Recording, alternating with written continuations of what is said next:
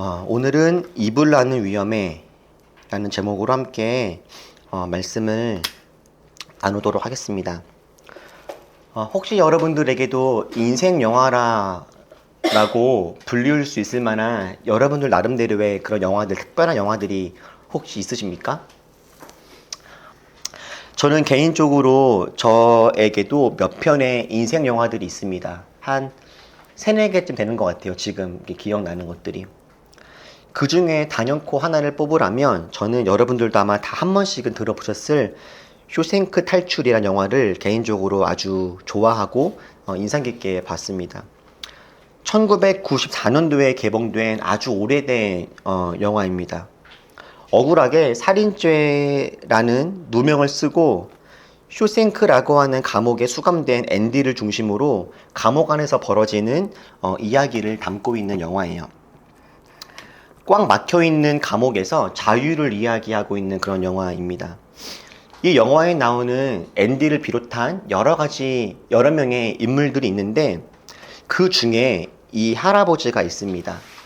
브룩스 할아버지인데요. 이 브룩스 할아버지는 젊은 시절에 살인죄로 수감이 되었는데 감옥에서 이미 50년을 살았습니다. 이 브룩스 할아버지는 감옥에서 이제 50년 동안 이렇게 수감하게 되었는데 그 감옥 안에서 그 사서의 일들을 하면서 나름대로 주위 분들에게 어떤 평화를 전하고 또 그 감옥 안이 되게 잘 행복하게 잘 지낼 수 있도록 다른 사람들을 잘 도와가면서 그렇게 나름대로 의미를 찾아가면서 감옥 안에서 삶을 잘 살아가세요. 이 사진만 봐도 얼굴이 참 인자하다라고 하는 느낌이 드시죠? 그런데 50년 만에 정말 기쁜 소식이 들려왔습니다. 이 브룩스 할아버지가 드디어 가석방을 받게 된 거예요. 50년 만에 자유의 몸이 된 겁니다. 그런데 아이러니하게도 이 브룩스 할아버지는 가석방으로 출소할 수 있게 되었음에도 불구하고 나가려고 하지 않아요. 오히려 브룩스 할아버지는 자유가 싫어서 자유를 빼앗기를 원합니다. 그래서 오히려 감옥 안에서 마음에도 없는 난동을 부립니다. 누굴 죽이겠다. 내가 가만두지 않겠다. 이렇게 난동을 부려요. 저는 이 브룩스 할아버지가 가석방이라고 하는 기회를 얻었음에도 불구하고 오히려 이렇게 난동을 부리면서까지 감옥 밖을 나아가지 않으려고 하는 이 할아버지의 이 모습들이 이상하게 저는 공감이 많이 되었습니다. 그러면서 이 브룩스 할아버지와 닮은 몇 사람들이 생각이 났었어요. 그 중에 한 사람이 저이고 그리고 또 한 사람이 노아입니다. 저는 특별히 오늘 우리가 함께 다 읽진 않았지만 창세기에 나오는 노아의 모습, 특별히 8장에 나오는 노아의 모습이 이 브룩스 할아버지와 참 닮았다는 생각을 하게 되었어요. 노아는 산 꼭대기에서 몇십 년 동안 어쩌면 거의 100년 가까이 방주를 만들었습니다. 하나님께서 비가 올 것이다, 방주를 만들어라 명령하신 이후부터 노아는 수십 년 동안에 하나님의 그 말씀을 믿으면서 또 주님 말씀을 순종하면서 그렇게 방주를 지어요. 진짜 비가 올까? 하나님이 진짜 심판하실까? 의심이 되던 시간들도 있었겠죠. 사람들이 방주를 짓는 노아를 보면서 뭐 하는 짓이냐 손가락질도 했을 겁니다. 그러나 노아는 끝까지 하나님 말씀에 순종해서 결국에 방주를 완성시키죠. 그리고 그렇게 방주를 다 짓고 하나님 말씀대로 동물들, 생명 있는 것들을 한 종류씩 방주에 다 넣은 다음에 정말 하나님 말씀하시는 것처럼 비가 내리기 시작했던 겁니다. 하늘과 땅에서 물들이 막 터져 나오고 세상의 모든 것들을 다 집어 삼키고 있었습니다. 결국에 생명이 있는 모든 것들은 다 숨을 잃었죠. 온 세상이 물로 막 덮이고 있을 그때 방주는 이리저리로 떠다니고 있었을 겁니다. 방주는 방향키가 없어요. 조종할 수가 없습니다. 일로 가야지 절로 가야지 할 수가 없는 겁니다. 그냥 흘러가는 대로 갈 수밖에 없어요. 그 안에 타고 있는 사람들은 이 방주가 어디로 갈지 알지 못한 채 그냥 방주 안에서 가만히 이 배가 어디론가 가겠지? 그렇게 의지할 수밖에 없는 상황입니다. 그런데 어느 순간부터 배가 더 이상 흔들리지 않습니다. 배 안에서 밖을 굳이 보지 않아도 배가 흔들리고 있다, 흔들리지 않고 있다는 것은 배 안에 있는 사람들이라면 누구나 너무 쉽게 알 수 있을 겁니다. 배멀미라고 하잖아요. 배가 너무 많이 흔들리니까 오히려 배 안에 있으면 너무 힘들 텐데 어느 순간 배의 그 움직임, 진동, 출렁거림이 사라질 순간이 온 거죠. 배 안에 있는 모두가 다 알았을 겁니다. 배가 어딘가에 정착했구나 라고 말이죠. 노아 역시도 배가 멈추었음을 직감합니다. 비가 그치고 배가 더 이상 움직이지 않는다라고 하는 것을 느꼈을 때 노아는 이제 어떻게 할까요? 비가 그치고 빗소리가 잦아들고 배도 이제 더 이상 움직이지 않고 어딘가에 머물렀구나 라고 하는 것을 느꼈을 바로 그때 말입니다. 노아는요, 배가 멈춘 것을 알았던 그 다음에도 아무것도 하지 않습니다. 무려 40일 동안이요. 막 흘러가다가 배가 정착해서 더 이상 요동하지도 않는 그 상황인데도 그래서 급격한 변화가 이 방주에 일어났음을 모두가 다 알고 있음에도 불구하고 노아는 40일 동안 아무것도 하지 않아요. 그냥 배가 흘러가고 출렁출렁 거릴 때와 똑같이 그냥 일어나고 하루를 보내고 잠을 자면서 그렇게 40일 동안 그냥 시간을 흘려 보냅니다. 그리고 40일이 지나서야 비로소 노아는 어떻게 해요? 비로소 창문을 엽니다. 창문. 조그만 창 하나 열어요. 그리고 까마귀를 내보내죠. 까마귀를 통해서 밖이 어떤 상황인지를 알아보고 싶었던 거예요. 근데 까마귀가 나갔다가 아무것도 얻지 못하고 돌아옵니다. 비는 멈추었고 비는 그쳤고 배는 멈추었으나 까마귀가 어딘가 앉아 쉴 만한 그런 공간들은 없었던 거죠. 그렇게 까마귀가 다시 돌아오고 난 다음에 노아는 다시 7일 동안 아무것도 하지 않습니다. 그렇게 가만히 시간을 흘려보내요. 그러다가 일주일이 지난 후에 다시 한번 비둘기를 보내죠. 그렇게 비둘기를 보냈는데 비둘기가 이제 올리브 잎을 하나 물고 와요. 그랬을 때 노아가 이제 압니다. 아, 뭔가 나뭇가지들이 보이기 시작했구나. 이제 물이 많이 빠졌구나 라는 것을 깨닫게 되죠. 그렇게 세상에 물이 빠지고 있구나 라는 것을 깨달았음에도 불구하고 노아는 또다시 7일 동안 아무것도 하지 않습니다. 그리고 7일이 지난 그 다음에 비로소 노아는 방주의 뚜껑을 열어요. 배가 멈춘 것을 감각적으로 알았고 비둘기를 통해서 땅이 말랐음도 인지하게 되었고 이제 노아는 뚜껑을 열고 자기의 눈으로 직접 확인을 하게 된 겁니다. 이제는 노아가 어떻게 할까요? 나갈까요? 노아는 뚜껑을 열고서 땅이 말라 있음을 두 눈으로 보지만 그 두 눈으로 땅이 말랐음을 확인한 다음에도 성경의 기록에는 노아가 바로 나갔다라고 기록하고 있지는 않습니다. 창세기 8장을 쭉 읽어보다 보면 노아가 방주를 열고 자기 두 눈으로 땅이 말랐음을 직접 확인한 것이 13절과 14절입니다.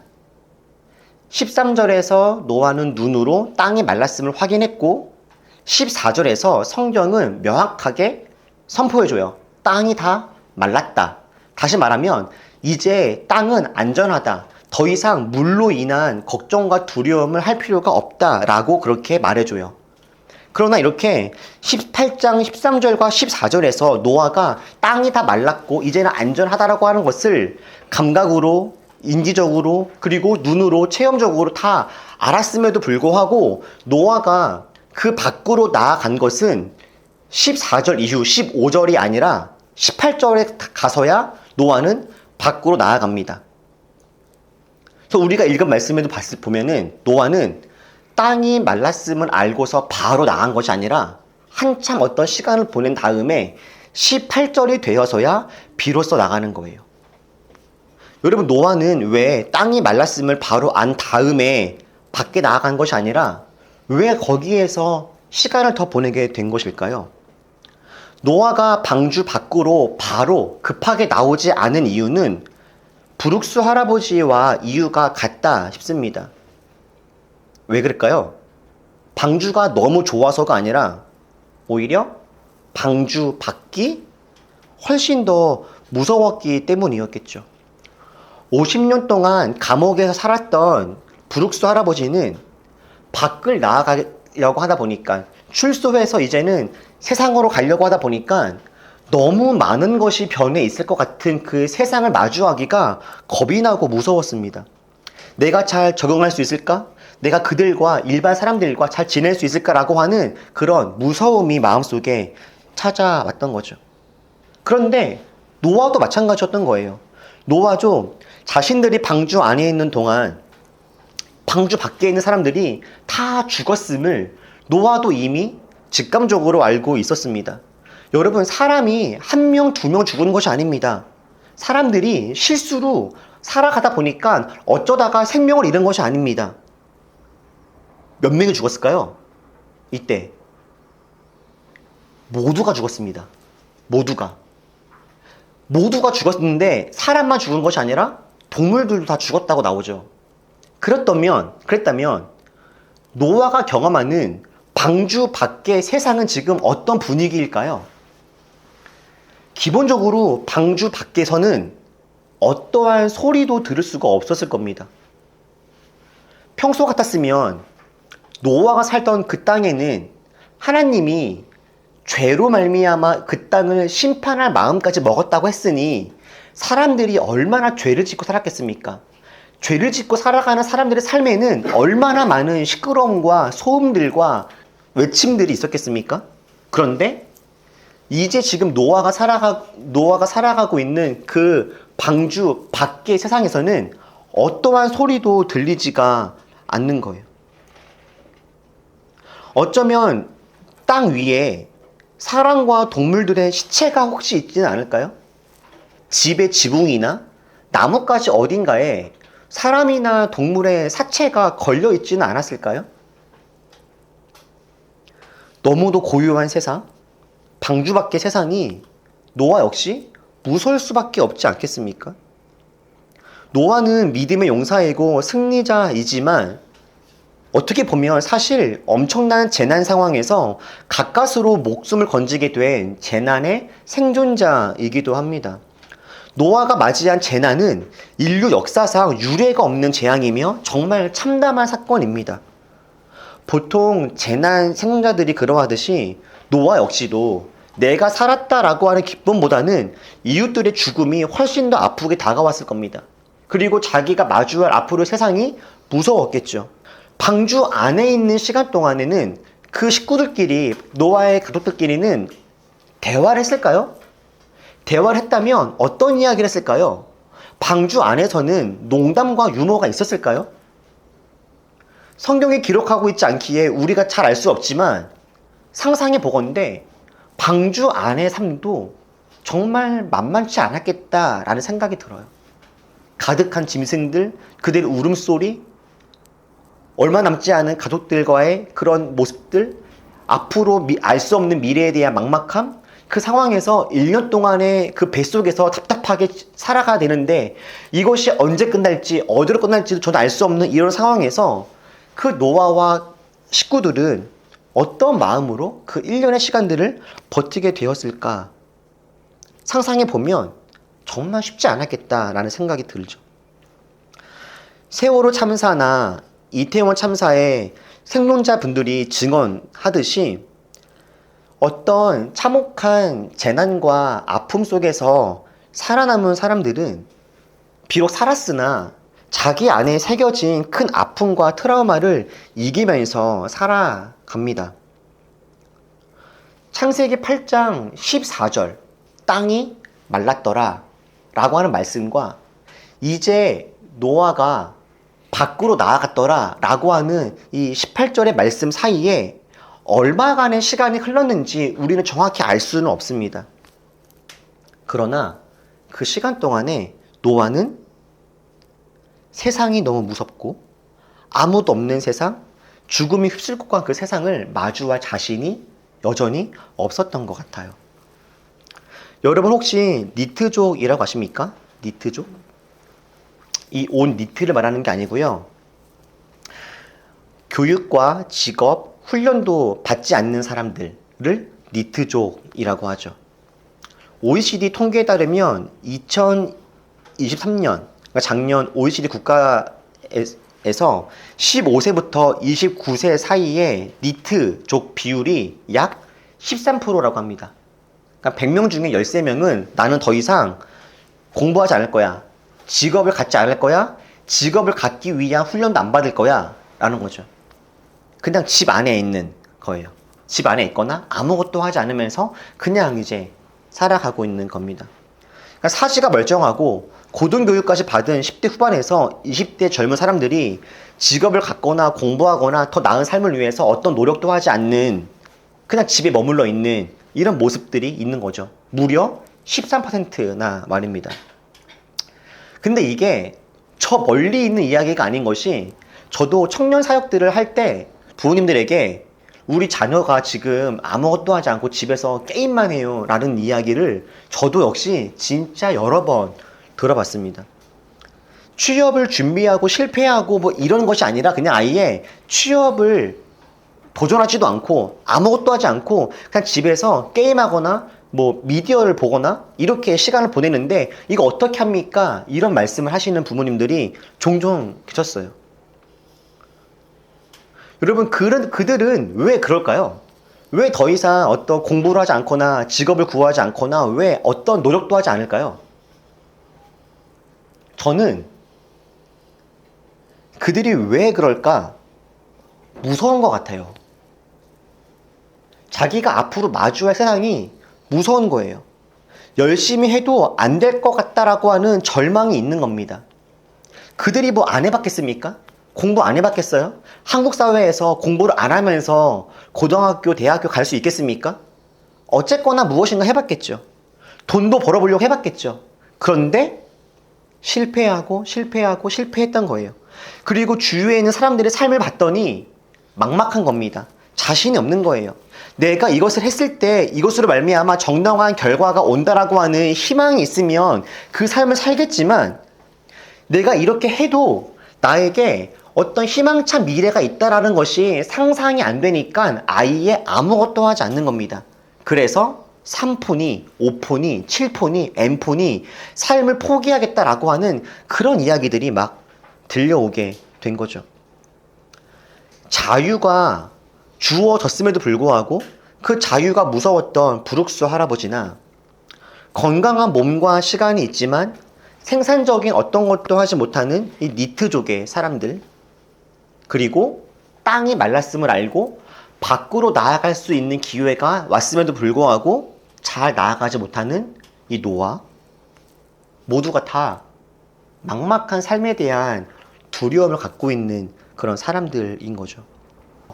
방주 안에서 망설이고 있는 노아가 밖으로 나오기까지 노아에게도 한 가지의 사건이 일어나요. 그게 바로 여러분들이 오늘 저와 함께 읽었던 본문입니다. 바로 망설이고 있는 노아에게 하나님이 말씀을 하시는 사건입니다. 오늘 우리가 함께 읽었던 15절부터 말씀을 보면 15절 직전에 있었던 13절과 14절에서 성경은 이렇게 이야기합니다. 땅이 다 말랐다. 노아가 그것을 확인을 합니다. 그리고 등장하는 이어지는 말씀이 바로 15절이에요. 14절과 15절 사이에 얼마간의 시간의 간격이 있었는지 우리는 잘 알 수는 없습니다. 그러나 땅이 말랐으나 여전히 마음속에 두려움을 가지고 있었던 이 노아에게 하나님이 이제 이런 말씀을 해주시는 거죠. 안심해라. 괜찮다. 밖으로 나아가라. 너를 통해서 회복의 일들, 땅에 충만하고 번성하는 일들을 다시 시작해라. 그렇게 할 것이다. 라고요. 노아는 이미 느낌적으로, 이성적으로, 그리고 경험적으로 방주 밖으로 나아가도 된다는 것을 알았지만 두려움과 공포에 꽁꽁 묶여 있다가 결국에 하나님의 이 말씀을 만나게 된 겁니다. 근데 여러분 정말 그렇습니다. 방주 밖은 무섭습니다. 방주 밖은 위험합니다. 그런데 여러분, 정말 중요한 게 뭡니까? 그들을, 노아와 식구들을 재앙 속에서 살려주었던 그 방주는 그들이 영원히 머물 곳이 아니라 잠시 있을 곳이었다라는 거죠. 비록 방주는 그들을 홍수로부터, 하나님의 심판으로부터 건져내어 준 안전하고 고마운 구원의 장소이지만 그곳은 그들이 영원히 머물 곳이 아니라, 비록 1년 정도 머물렀기에 익숙하고 편안할 수도 있으나 그럼에도 불구하고 그곳은 그들이 평생 있을 곳이 아니다라는 거예요. 결국 그들이 가야 할 곳, 결국 그들이 있어야 할 곳은 그 익숙하고 편안한 방주가 아니라 무섭고 겁이 나는 바로 그 세상 한복판, 그들은 그곳으로 가야 했던 것이죠. 추운 겨울날 어떤 사람이 이렇게 외쳤습니다. 이불 밖은 위험해 라고요. 이불 밖으로 나아가면 춥고 고통스럽다라는 의미일 겁니다. 새벽 기도를 이렇게 매일매일 할 때요, 똑같이 5시에 4시 반에 일어나서 새벽 기도를 가야 될 상황이다 할지라도 겨울이 여름보다 훨씬 더 힘듭니다. 여름에 하는 새벽 기도는 그래도 할만해요. 그냥 일어나서 세수하고 그냥 가벼운 차림으로 가면 돼요. 근데 겨울에 새벽 기도를 가려고 그러면 진짜 고통스럽습니다. 너무 춥고요. 아무리 꽁꽁 싸매도 새벽에 집에서 교회까지 가는 그 발걸음이 진짜 힘들어요. 맞습니다. 추운 날 이불 밖은 위험합니다. 그런데 반대로 이불 안은 어떻습니까? 이불 안. 이불 안에 주구장창 있는다 생각해 보세요. 어떨까요? 이불 밖은 위험하지만 이불 안도 역시 위험합니다. 이불 안은 따뜻하죠. 달콤합니다. 그런데 이불 안에만 있으면 어떤 일이 벌어집니까? 우리들의 몸이 약해지죠. 춥고 힘들고 피곤하다고 아무것도 하지 아니하고 이불 안에만 있으면 우리들의 삶은 건강하게 이루어질 수가 없을 겁니다. 피곤이 있다 할지라도 피곤을 풀려면 어떻게 해야 되죠? 오히려 몸을 움직이고 운동을 하고 등산을 하고 이렇게 해야 피로가 풀립니다. 운동을 하고 땀을 흘리고 몸이 힘들어야 심장을 막 뛰게 해야, 그래야 비로소 우리 몸은 오히려 건강해지는 것이죠. 핸드폰이 아무리 많이 사용하고 있어서 그만 써야겠다라고 아무것도 안 하고 가만히 내려놓고 있으면 어떻게 되죠? 핸드폰이 방전되죠. 방전. 핸드폰을 쓰지 말아야겠다 싶어서 가만히 내려놓는다 할지라도 핸드폰이 좋아지는 게 아닙니다. 핸드폰에게 필요한 건 아무것도 안 하고 가만히 내버려두는 게 아니라 충전을 해야 되는 거예요. 여러분, 우리가 안전하다라고 느끼는 것이 안전한 것이 아닙니다. 하나님이 원하시는 곳에 있는 것이, 그것이 안전인 것이죠. 사랑하는 우리 올리버 여러분, 저는 저희들이 편안한 곳이 아니라 우리가 있어야 할 곳에 있는 사람들 되면 좋겠습니다. 하나님이 지금 우리한테 원하시는 것이 무엇인지, 하나님의 뜻은 무엇인지를 생각을 하고 하나님의 그 마음이 있는 곳으로 조금은 무섭고 불편해도 우리 발걸음을 옮기는 사람들이 되었으면 좋겠습니다. 우리 올리브 교회뿐만 아니라 여러분들의 각자의 삶 속에서도 마찬가지예요. 무섭고 두려울지라도 하나님이 원하시는 일이고 하나님이 기뻐하실 것이라면 용기를 가지고 순종해보는 것이죠. 무서울지라도 그 길로 가보는 겁니다. 하나님은 우리를 그냥 보내시지는 않을 겁니다.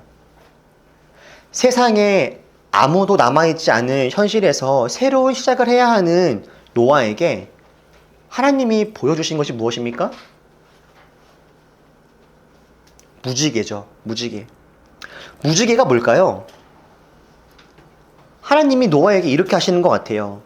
무섭지, 막막하지, 겁이 나지. 혹시 너도 다른 사람들처럼 죄를 짓고 이렇게 될까봐 막막하지? 그러나 걱정하지 마. 내가 새해를 이룰 거야. 더 이상 이런 재난이 또 일어나지는 않게 할 거야. 너에게는 이런 일이 없을 거야. 이런 불행은 반복되지 않을 거야. 걱정과 불안 속에 살아가지 말고 희망찬 내일을 살아라. 이것이 하나님이 무지개를 통해서 노아에게 말씀해 주신 하나님의 마음이신 거예요. 정말 사랑하는 우리 올리버 여러분, 용기와 희망을 가지고 우리에게 주어진 사명의 길로 우리 갑시다. 여러분 각자의 삶에, 우리 공동체에, 여러분들의 앞으로의 미래에 희망을 포기하지 맙시다. 두려움과 게으름에 우리의 삶을 내어주거나 낭비하지 맙시다. 우리를 통해서 하나님이 이루실 놀라운 일들을 기대하면서 입을 안이 아니라 입을 밖으로, 때로는 답답하고 무섭고 힘이 든다 할지라도 하나님이 원하시는 곳에 우리 함께 용감하게 나아가는 우리 모두가 될 수 있으면 좋겠습니다. 기도하겠습니다.